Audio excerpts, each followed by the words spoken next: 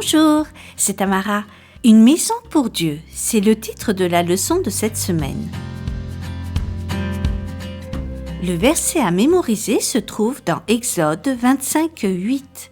Ils me feront un sanctuaire et je demeurerai au milieu d'eux. Le message est « J'adore Dieu quand je lui apporte mes dons ». Que possèdes-tu de plus précieux? Est-ce un jouet, un livre ou peut-être un petit animal? Que ressentirais-tu si tu devais partager cela avec quelqu'un d'autre?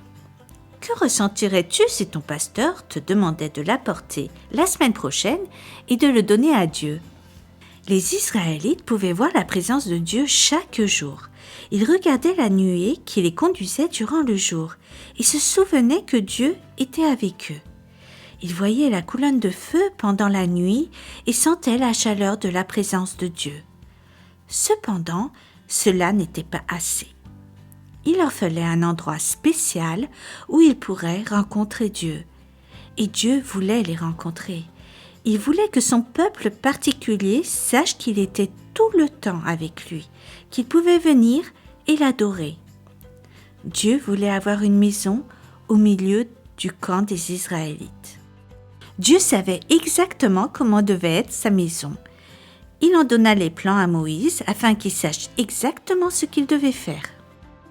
Dieu dit à Moïse, « Dis à tout le monde que tous peuvent participer à la construction de ma maison. Quiconque le veut peut apporter une offrande. Personne ne doit se sentir obligé de donner. Il ne doit donner que ce qu'ils veulent donner et ce qu'ils peuvent se permettre de donner. Je ne veux pas que quiconque donne à moins qu'il le veuille vraiment. Ce qui est important pour moi, ce n'est pas ce que les gens donnent, mais qu'ils soient heureux de donner. Les gens te donneront ce qu'ils doivent donner. Dis-leur ce qui est nécessaire à la construction. L'or, l'argent, le bronze sont importants. Ces métaux doivent être utilisés pour la construction des meubles. Tout le bois doit être en acacia. Ce bois est solide. Il résistera à la chaleur du désert et au froid de la nuit. Ma maison sera pleine de couleurs.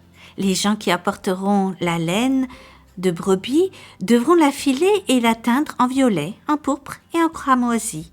Il te faudra du tissu et des peaux pour faire les murs de mon lieu saint. Que les gens apportent du fin lin, des peaux de bouc et de bélier teintes en rouge et des peaux de dauphin. Ma maison doit avoir de la lumière. Utilise de l'huile d'olive pour l'éclairer. Pour certains services, tu auras besoin d'épices pour l'huile d'onction et de l'encens d'une bonne odeur. Je t'expliquerai comment utiliser toutes ces choses. Il te faudra aussi des pierres d'onyx et d'autres pierres précieuses pour les vêtements du grand prêtre. Beaucoup de gens apportèrent des bijoux et d'autres objets magnifiques qu'ils avaient reçus des Égyptiens quand ils quittèrent leur pays. Un bel endroit pour adorer Dieu était bien mieux que de garder des bijoux pour soi. Ils donnèrent pour Dieu ce qui avait de plus de valeur pour eux.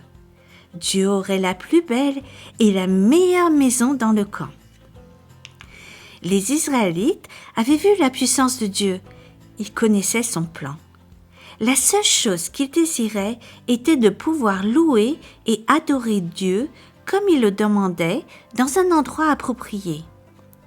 Nous pouvons louer et adorer Dieu de la même façon aujourd'hui. Dieu donne encore à son peuple des occasions de lui faire des dons. Il veut que nous donnions avec un cœur heureux et joyeux, comme donnèrent les Israélites.